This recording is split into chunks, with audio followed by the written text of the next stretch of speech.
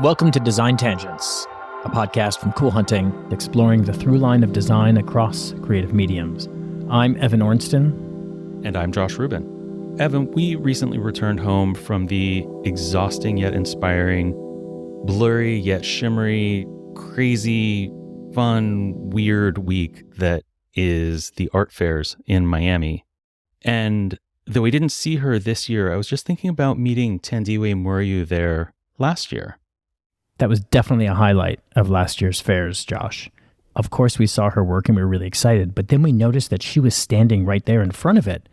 And we went up to her and we said, Thandiwe, we're such huge fanboys. We have huge respect for your work, and we'd love to learn a little bit about it. And she told us about her journey and the meaning in her work, and we found her so engaging and uplifting. We knew then and there that we had to record an episode of our podcast with her. Definitely a highlight for me of season 1. Yeah, it was such a great conversation that we wanted to bring it back into the feed in case you missed it during the first season. So, without further delay, please enjoy this episode from Design Tangents Season 1 with Kenyan photographer and artist, Thandiwe Muriu. Let's hear it. Where to begin? My name is Thandiwe Muriu, and I am a visual artist from Nairobi, Kenya. My preferred medium is photography.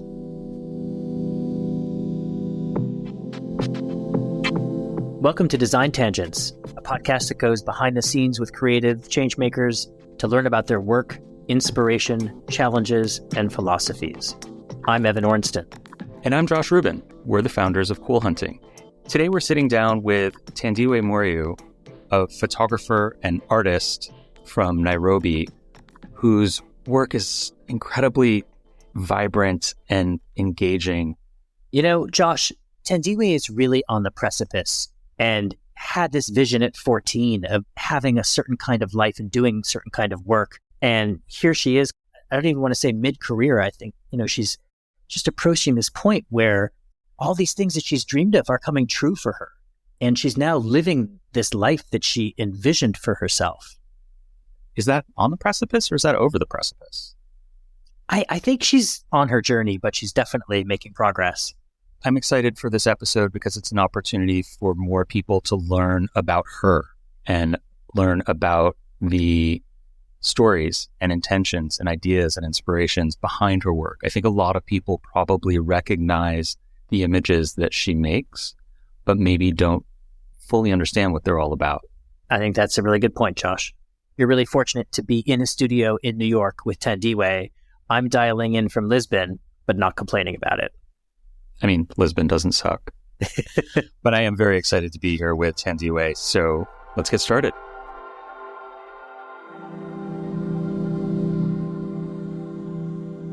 Thandiwe, you know, I have to go back to December when we were in Miami. We were there for Art Week, and as always, we're running around from one fair to the next, and we walked into Scope, and we passed Gallery 193. That's your gallery. And I'm pretty sure that's where we learned about your work several years ago. And as we were looking at your work, there you were, and you were talking to some collectors. And I was like, Josh, like Thandiwe's here. And we were so excited about that. We had this total fanboy moment. We were kind of stalking you. And we went and we talked to, you know, the gallery, and we're like, hey, we're really big fans. We're journalists. Do you think Thandiwe maybe has a moment we could just say hello?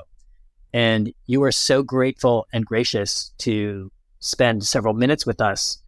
And we just walked away going, oh, we love your work even more. And having that ability to meet you even really briefly just filled us with this joy and energy that honestly is something we had already taken away from your work. Like, we got that feeling, that buzz, that vibe from it. And then meeting you just really reinforced it for us. Thank you.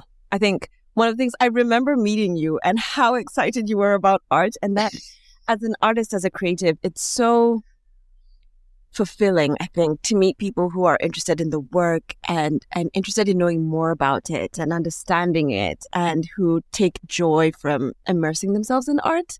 I mean, I can't think of words to describe it, but for me, that's a moment where all the blood, sweat, and tears that went into this journey, it just comes together and you're like, oh, it was so worth it. Let's start by going back in time a little bit, I'd love to just hear those early days of your story of finding your way to photography. I've always lived and worked in Nairobi, Kenya. And when I was 14 years old, my dad introduced me to photography. And it is very unusual in the Kenyan context for a father to be teaching his daughters about photography. Kenya is a very conservative society. And so outside of Nairobi is a bit of a special bubble, but outside of Nairobi, where it's very traditional, a woman's place is as a homemaker, it's as a spouse. You need to be a good wife, a good mother, and a good homemaker. And my parents were always eager to raise us as strong, independent women.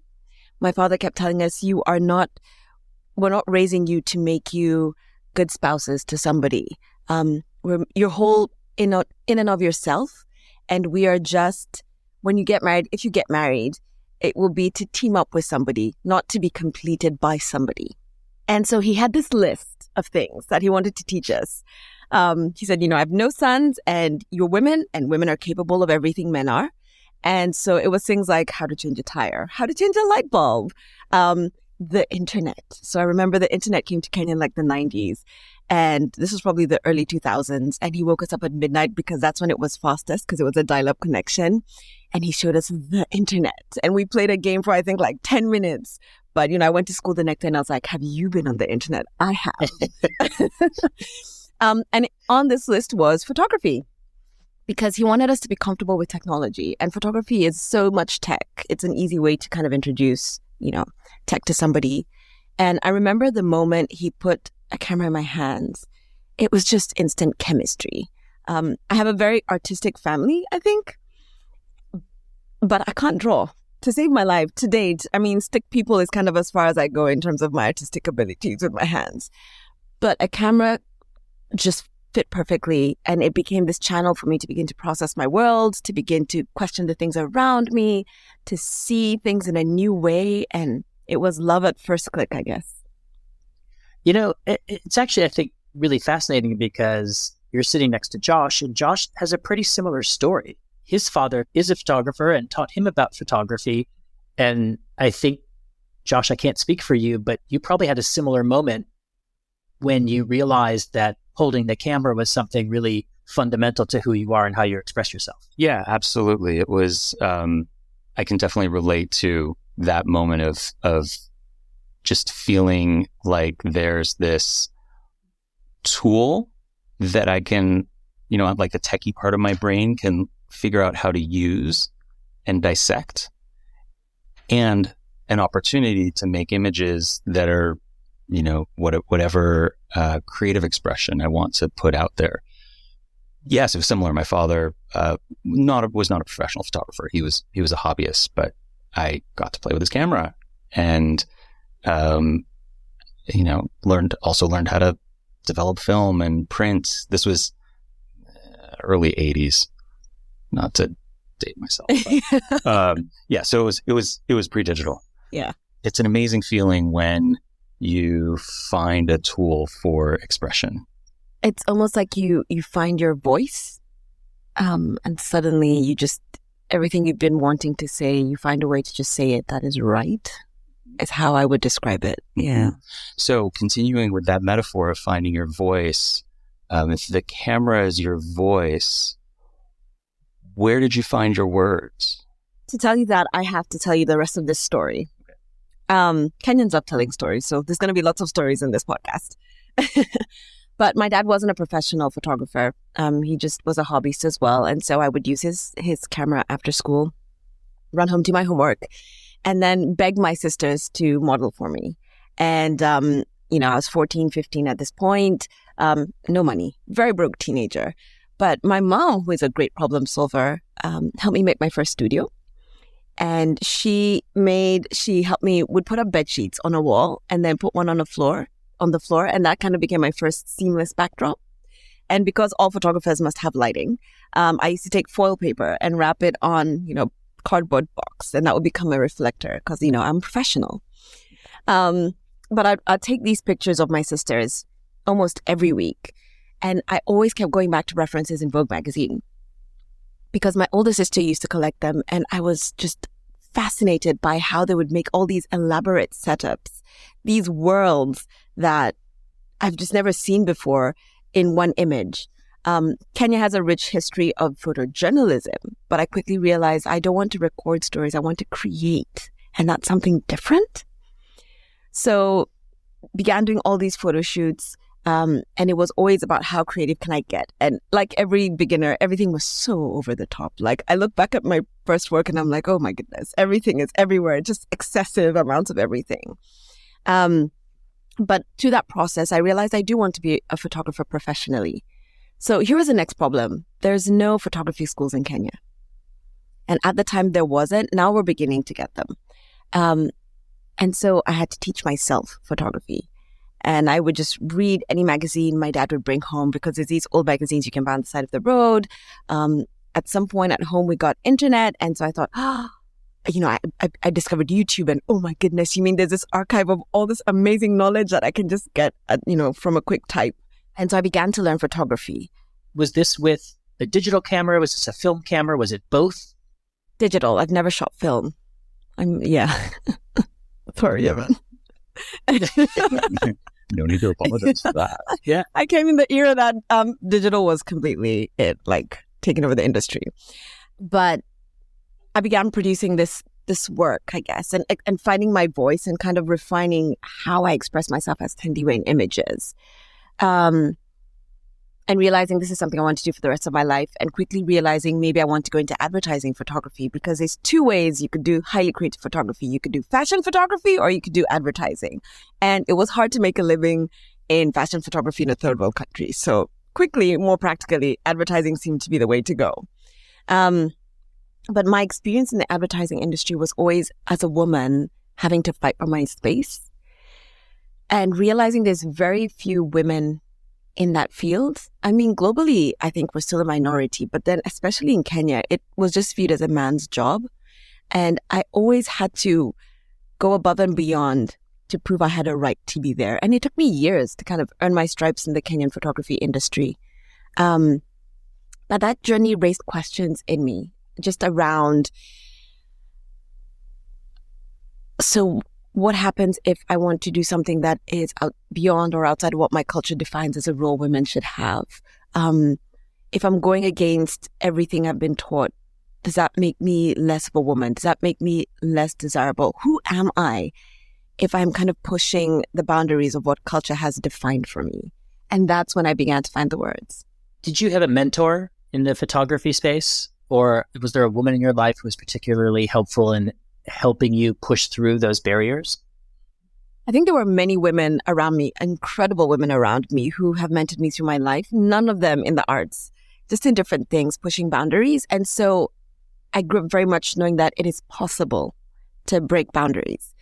But in the photography space, I think one of the defining moments for me was meeting this group of photographers who are kind of the first generation of Kenyans shooting advertisements for Kenyans, because previously they would always bring in talent from abroad to shoot all our campaigns.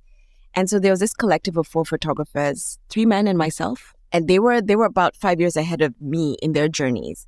And they just took me under their wing and taught me everything. I mean, what do you do in a pre-production meeting? How to make a pitch, how to send good emails. These are things that, because nobody really tells you this side of being a creative, and yet it's so important to get the work. Usually the creativity is not the problem. It's everything else around the industry that you have to learn. It would have taken me years to figure out those things on my own. You talked about the very early days of working with what you could find, and then thinking about some of the images from the Camouflage series. Obviously, the patterns are striking. The women you're photographing are incredible, and there are elements of found objects. Is that an intentional arc from the early days, or how do those objects come into the narrative of the images? So in Kenya, of course, there's a lot of poverty, and one of the things around poverty is it's always presented in this very negative way. And there's a difficulty to poverty that's hard to watch and experience. And that is a reality that many Kenyans live with. But I think one of the incredible things that's come out of poverty in Kenya is creative recycling.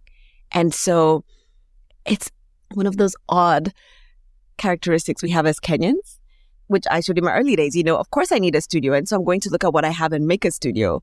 But Kenyans do it every day across a broad spectrum of situations because you can't afford to buy things to solve your problems. You look at what you have and solve them that way. And I really did want to pay homage to that in my work and kind of just show that we are more than the negative view that everybody sees. Africa is more than the starving children and, the difficulties. There is beauty even in that difficulty. And I wanted to bring that to light. Maybe it's also a light note. It's just kind of a funny thing that we do. I was once sitting in traffic in Nairobi and I saw this bike go by me. And he had used the little mirrors that we carry in our purses as women. They kind of we get these plastic ones that have a stem and a small mirror on the top. He'd taken those and he'd attached them to his handlebars. And now he had side mirrors, I mean, there's just creativity everywhere you look in daily life in Kenya. And I really wanted to capture that in my work. And I think you've done a really good job of that and noticing those things and observing them and marking them, noting them, because that's all around us. Everyone views it, but not everyone sees it. It's amazing. As I've done this work, I've stopped viewing objects as objects. I'll see a salt shaker on a table and I don't see a salt shaker. I see potential for an accessory. And it's amazing to now walk around and just see potential everywhere. It's almost overwhelming. When in your journey did you start making art? And when did you start thinking of yourself as an artist? Those are two very different answers. I think I began thinking of myself as an artist 2 years ago, maybe a year ago. I always knew I wanted to be a photographer. And it took a while to wrap my head around, maybe I'm more of an artist than a photographer, and kind of grieving that and transitioning into this new role or this new identity that I find myself in. But I began making art long before that. So Camo began in 2015. And what had happened is that year I had began shooting a few more advertisements and really enjoying what I was doing. And I thought I was living my dream. I mean, Thandiwe was solely focused as a teenager on getting to shooting advertisements in Kenya. That was everything I wanted in life. But something was missing. I was just not fulfilled. I was enjoying what I was doing, but I wasn't fulfilled. And I began talking to other creatives around me and just saying, what's wrong with me? I love photography, but I'm struggling. And they asked me, have you done personal work? I said, what's that? Because of course I was self-taught. So there was major gaps in my learning. And they said, what is the most crazy thing you can think of shooting? And just imagine you have no client and shoot that. I said, okay. I mean, that sounds like fun. And Camo is what came out of that. And Camo was almost a way for me to fall in love with photography again and remember the why. Why do I pick up my camera every day? Why do I love this so much? Because I'd gotten into the routine of creation, but I'd lost the heart of creation in that process. And so I think that's the moment I began making art, when I began taking pictures for myself and having projects exclusively for myself. I was still doing client work, but there was always time to just do personal work and explore and begin to ask questions like, who is Thandiwe? What makes me me? What excites me? What defines me?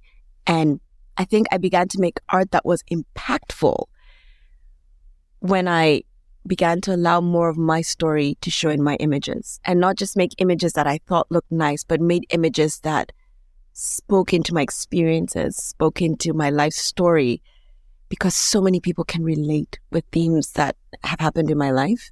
And it began to become this place where people can come together and experience and journey with me as I discover myself.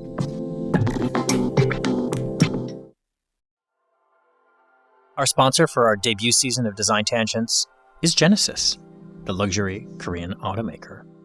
Let's be honest, a lot of sponsored episodes sound like sponsored episodes or commercials or infomercials. And I think we're so lucky. We had the chance to visit Korea and spend time with the Genesis team.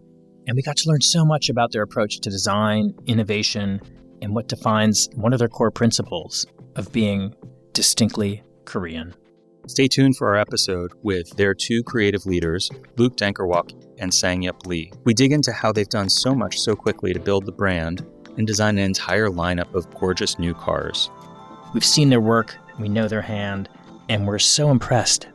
To learn more about the brand and their cars, visit genesis.com.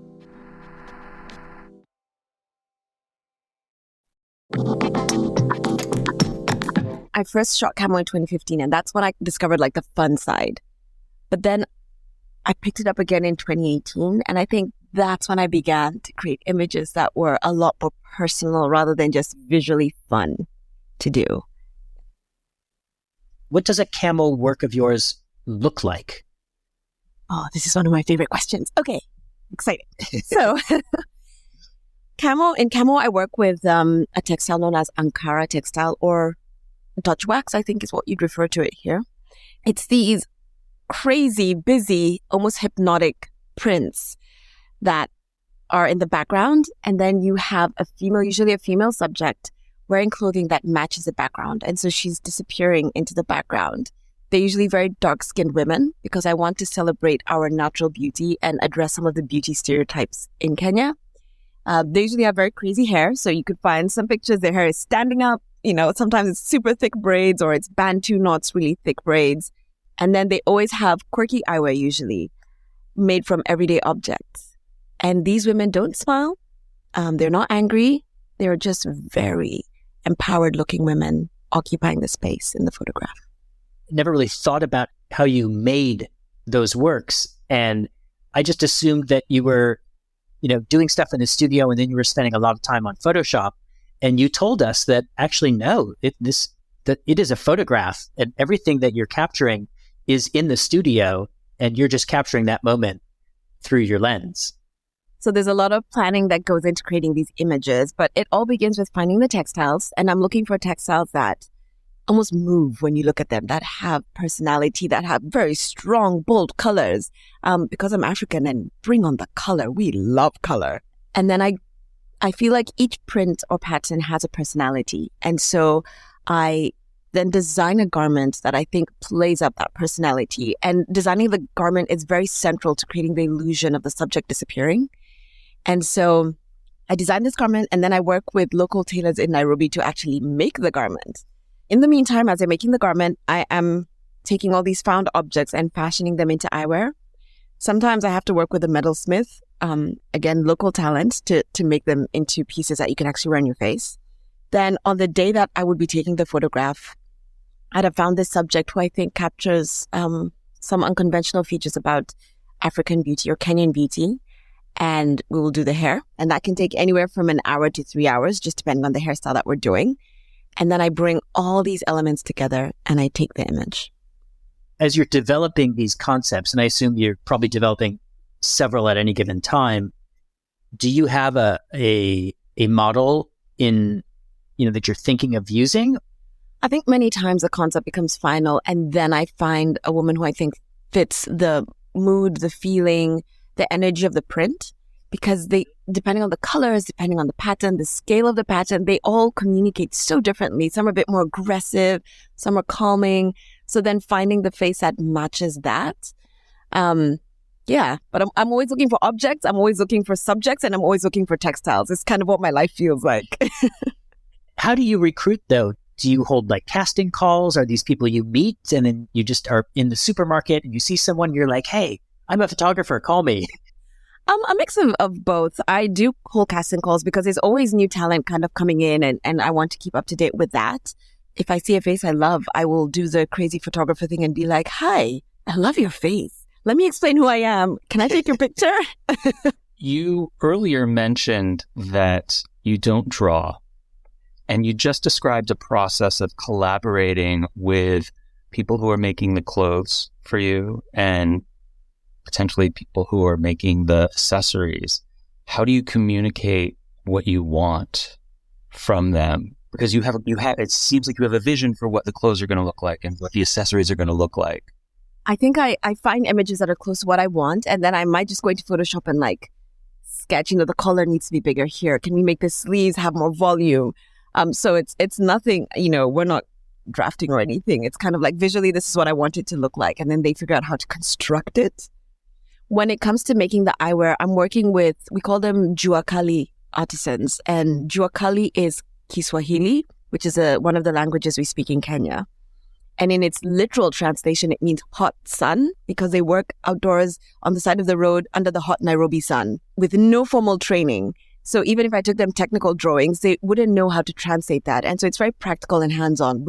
I'll say, I want the glasses to look like this. And they might make something. And then we go and put it on and say, oh, it's too tight. Or could we make this bigger? And they'll go and make a second piece. And we it's sometimes a frustrating process, but we eventually get to what the eyewear needs to be. When you look to make a new image or potentially a new series, where do you find that inspiration? What are you pulling from? I think several things. The textiles always come first. I will see a textile and the print just captivates me and I just know that's the one. And then I'll begin to reflect on what do I want to do with you? Who are you as a print? What's your personality like?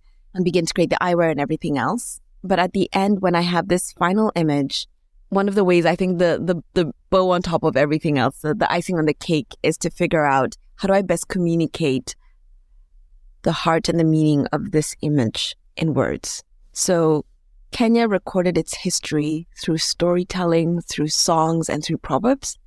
We were always an oral culture. And so we don't actually have our oldest history is not written down, but we know it through the songs and the different spoken words and proverbs in our culture. And I wanted to pay homage to that. So when I create the final image, I look at proverbs and see who best fits with this image. Some of my favorites, if you wouldn't mind me telling you them, are there's an image that has a proverb that says, a woman's beauty is not hidden in her face. Or another one that says, a diamond does not lose value due to lack of admiration. Or even another one that says, when your sister does your hair, you do not need a mirror. And so all of these are proverbs around just beauty, usually because my work is a lot about identity and beauty, or it's about the strength of a woman, or it's about wisdom, or it's about community, because all those themes feed into our identity as individuals and just our place in culture. Have you started to hear stories of women who are inspired by your work? I think second to meeting people at art fairs and seeing them enjoy the work and interact with the work is receiving the messages from everybody. I have this wonderful community on Instagram, and I always get, at least weekly, these incredible messages from aspiring artists around the world, not just Kenya, who say, I was inspired by your work. I designed a textile, or I was inspired by your work and I made a painting. Surprisingly, many schools in their early years art programs might reference my work, and the kids make art and they'll send them to me, and it's incredible. There's still not many female photographers in Kenya. There's so many stereotypes that you have to kind of work through to have a career in photography as a woman. But I am beginning to hear more and more stories of people saying, I am interested in this as a profession. What would it look like if I considered this as my profession? And that's encouraging. That's progress. You mentioned that sometimes you do go up to people and you're like, hey, I'm an artist and I would love to photograph you. Are you starting to have people say, I actually know who you are and I know your work? I have people who say I know the work, yes. And for me, that's exciting. I think the most exciting story of that was I was once deep in the heart of Nairobi looking for textiles in this really, really, simple place with lots and lots of fabrics.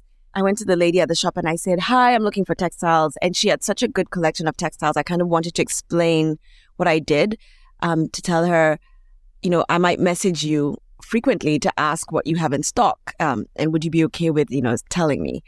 And I pull up a picture and she's like, oh, I've seen that before. And I thought, oh my goodness, this is amazing. It's such a great feeling to have someone recognize your work and have an awareness of your work. I think it's also really exciting for me to see Kenyans embrace the work as well. Because sometimes we can be very slow to do that. And I would be so excited if my work becomes a rallying point for Kenyans to celebrate culture and photography and, this new Africa, this new African identity. That would be so fulfilling for me.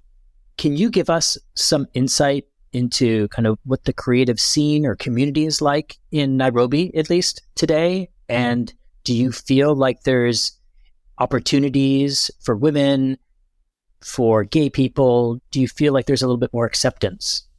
I think one of the biggest things that's happened in Nairobi is initially art was viewed as something you did if you failed at life. You know, you couldn't get a job, you had a bad degree, so okay, fine, you became an artist. You know, you have to do something, I guess. That stereotype is beginning to change. And that means people have more courage to want to be artists. And so this great talent that before was lost to the corporate world or becoming a doctor or a lawyer or whatever else is not being lost. And so it's an amazing time to be a creative in Nairobi. There's a new life that is bubbling. I call it the new Africa. I'm not sure what else to call it, because it's like my generation's woken up and we've realized we're tired of other people telling our stories, and we are beginning to recognize our changing identity, that we're still African, but we're very westernized. And so before, I think someone like me would reject tradition. I would never wear the Ankara textiles. I would not want to speak in Kiswahili or my tribal language, because that's dated. But very much then coming to the place through this work of realizing, but that is a core part of who I am.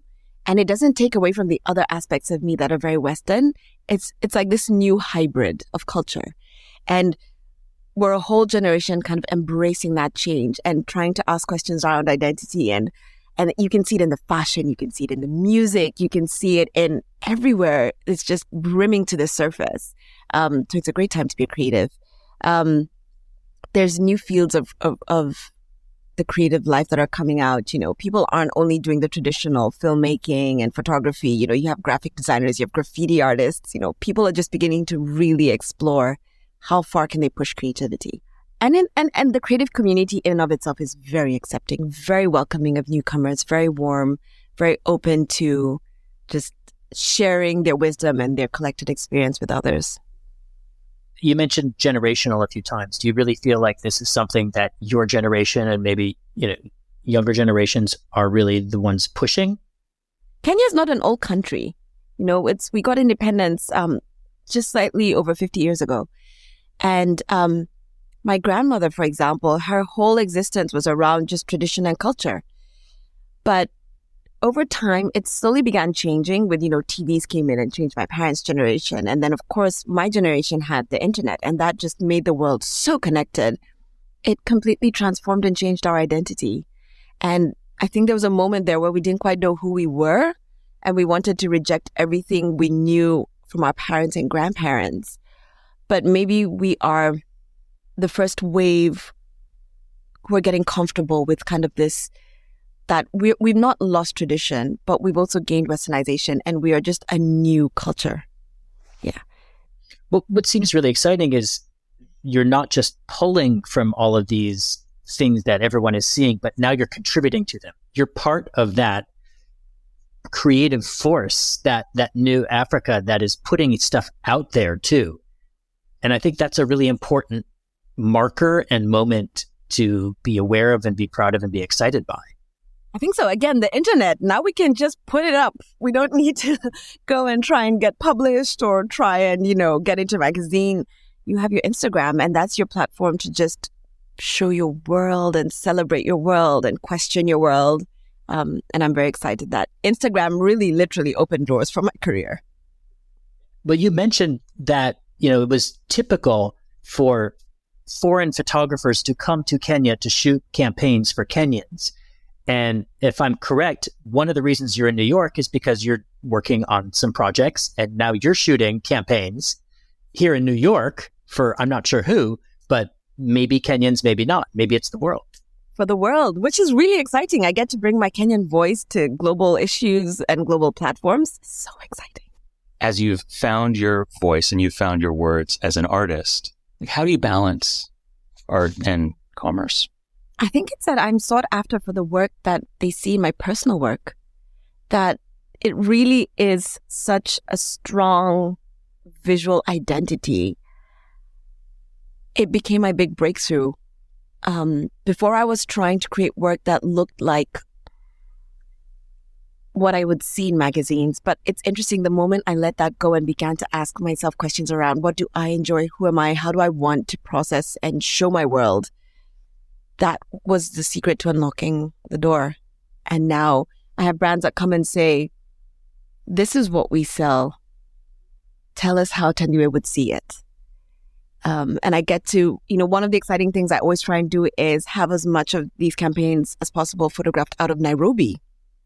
Because I'm like, if you really want my style is influenced by my environment. So come to Nairobi, meet the artisans that I work with. Let us show you the Nairobi style of, doing things. And that is part of giving the work impact and meaning as well. And it becomes not only taking pictures, but this incredible cultural exchange. Introducing Work From Anywhere, a Hayworth Connect podcast, where we sit down with industry experts to discuss what's new and important in the world of work. We are now kicking off Season 2. In this series, we're focused on organizational culture, how important that is to the way we go forward in a Work From Anywhere ecosystem, and how we design the workplace to best support the most engaged workforce. We're available wherever you find your podcast, and we hope you'll learn along with us. You are now having clients come to you. You are now traveling the world to create your work and to show your art. And you used to open up copies of Vogue and look at it, and that would inspire you. And now you're creating the things that are in those kinds of magazines. Like, that is a moment. You have to, wake up at some point and just go, oh my God, like, I am living the life that I've wanted for myself. It's exciting. It is. It's true. Today I was having meetings with the New York Times, and I was telling my agent, this is a building I would only see in movies. Kind of had a moment of taking a selfie and being like, Mom, I made it. Did you do that? Did you take a selfie and be like, yes. Hey, Mom? Yeah, I was like, Mom, look where I am. I'm going inside the building. How does that feel? Like, are you present enough to accept that emotion and digest it or respond to it? Honestly, I think when people ask me that question, it's been overwhelming. It's been, I began showing with my gallery about 2.5 years ago. And my life has changed. I mean, I'm sitting in New York, guys. Like, my life has changed. And it's been, I almost feel like I'm a tourist in my own life. I'm kind of just going along and being like, oh, okay, that's happening now. Okay, we're doing this now.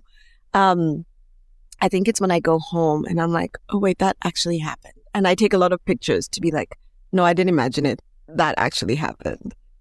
One of the ways we found you really was your gallery, which is 193 Gallery. They're based in Paris. One of the reasons why we were drawn to that gallery in the first place was because when we walk by their installations at a fair, we're seeing art that we don't see in every other booth from every other gallery. And they expressed a commitment and a desire and interest to bringing talent, oftentimes from Africa, to these various markets around the world where people are maybe less familiar with that work. So they found me during COVID.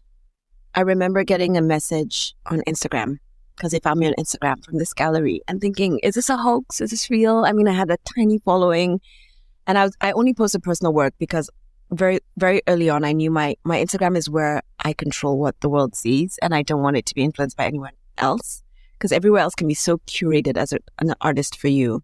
Kind of wanted one place where I was human and relatable and accessible. And so I saw this message and I was kind of like, is this real? I saw they represented an artist called Hassan Hajjaj, whose work I absolutely love. And so I kind of Googled and I was like, oh, it looks like they actually do represent him. And ended up, because they wrote to me and they said, can we use some of your work for a show we're having called Colors of Africa? And I was like, sure. So I said, sure. Gave them a few pieces, and it just turned into this amazing, beautiful relationship. With no fine art background, I've had to learn a lot as I go. And they have just been amazing partners in just teaching me the ropes as we kind of go on this wild ride together. And what's been amazing about moving into the fine art space is, of course, I was creating the Camo series before, but moving into the art world, the question was always why? Why did you do that? And interacting with the fine art world and the gallery helped me add depth to my work and even learn more about myself, because I was creating these images where I was pouring myself into them. But sometimes I didn't actually realize how much of myself was being poured into the images. And so it's been an interesting process in terms of getting to know myself through my own work as I present it to others and share it with the world. So as you get to know yourself more through your work, I imagine that there are endless possibilities for the Camo series. I also wonder what else you might be thinking about or inspired by, or new directions that you might be investigating. I have a solo show in Paris in October, I think. And so I'm preparing new work for that, because as much as I love the Camo series, and, it is a series that is very close to my heart, of course, as a creative, as an artist, there's many questions I have to ask and want to ask. I think very much still in line with the question of identity, because there's so much to be said there around the world. So I will be releasing new work that it's about identity and history. One of the questions I've been asking myself is, how else do I communicate what I see in my head? What other mediums can I use? And with an image, I have a split second to kind of show what I'm seeing, but maybe exploring going into motion and saying, what happens if I have 5 minutes? What happens if I have 30 seconds? How much more can I say? How much more can I push what I see in my head when I look at these prints? As a photographer, I've had a similar question about, okay, how do I make film?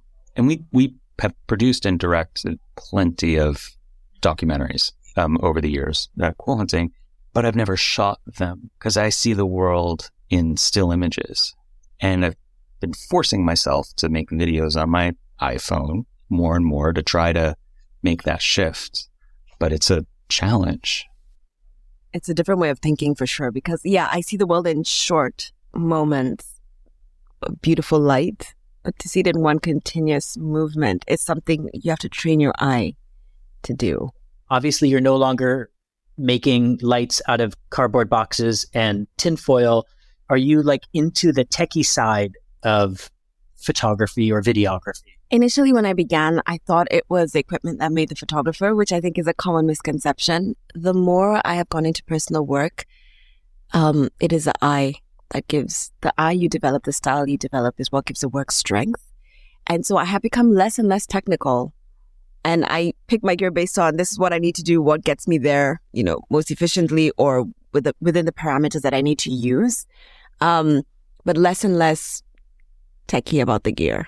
Going back to when you first held a camera and started taking pictures, do you remember the first picture? And then do you remember the first picture you were happy with? Oh, good question. The first picture, I think, was of a flower, because I think every person beginning in photography, you begin with what's most accessible to you, which is usually the outdoors. And so I did a lot of clouds, dewdrops, and flowers. I still have some of those pictures. They are terrible. The first picture that I actually liked was a picture of a red rose with fresh dewdrops on it. And maybe that was an early indication of the Thandiwe that was to come, because it was color. But I remember kind of being so mesmerized by just the circles that the petals of the roses made, and just something very almost serene about just that print, that pattern that nature was making. You talked about bringing so many of your ideas to life. Is there a series? Is there something that you are thinking about that you want to bring to life that maybe you haven't started yet, or you're just starting to work on? I think the curse of being a creative is that you have so many ideas you want to work on. It is not possible time-wise to do all of them. But seeing my work in print, more and more, I love large-scale prints. And so I would want to work on a series where I am covering complete spaces in prints and just making these huge print landscapes. I'd love to see one of those. Yeah. In my head, it looks amazing. Well, I mean, I can imagine those print landscapes and then all the people in them. Just imagine a whole junction at a street just covered in print, the people walking covered in print. I mean, wouldn't that be something? Mm. Yes. Thandiwe, thank you so much for taking the time out of your very busy trip to New York to sit down with us and share your voice and your work and your really incredibly strong energy and spirit. We're very grateful, and looking forward to seeing you at your show in Paris in October. And for our listeners who might not have seen your work before, we'll of course put links in the show notes, but where is the best place for them to look? Would it be your Instagram, and what would that handle be? Yeah, if you want to hear Thandiwe's version of her work, Instagram's a place. I love receiving messages from everybody and comments. I read each and every one. So that would be Thandiwe with an underscore and then Muriu. So just my names. Or you could read more about the work and just kind of get an artist statement on my website, which is thandiwemuriu.com. THANDIWE and then my second name, MURIU. Thandiwe Muriu. I'm really excited for our audience to hear more of your story. Thank you for listening to this episode of Design Tangents with Cool Hunting. Make sure you hit the follow button wherever you listen to podcasts so you don't miss an episode. Design Tangents is proud to be part of the Surround Podcast Network. You can check out many other amazing design and architecture-related podcasts at surroundpodcasts.com. That's podcasts with an S. We're psyched to partner with the studio by SANDOW to make our show possible. Huge thank you to our production team, Samantha Sager, Rob Schulte, Hannah Vitti, and Wise Grisette. Our theme music is by the amazing Matthew Deere. And thank you to Genesis for presenting this debut season. Stay tuned for the next episode of Design Tangents and learn more about us at coolhunting.com.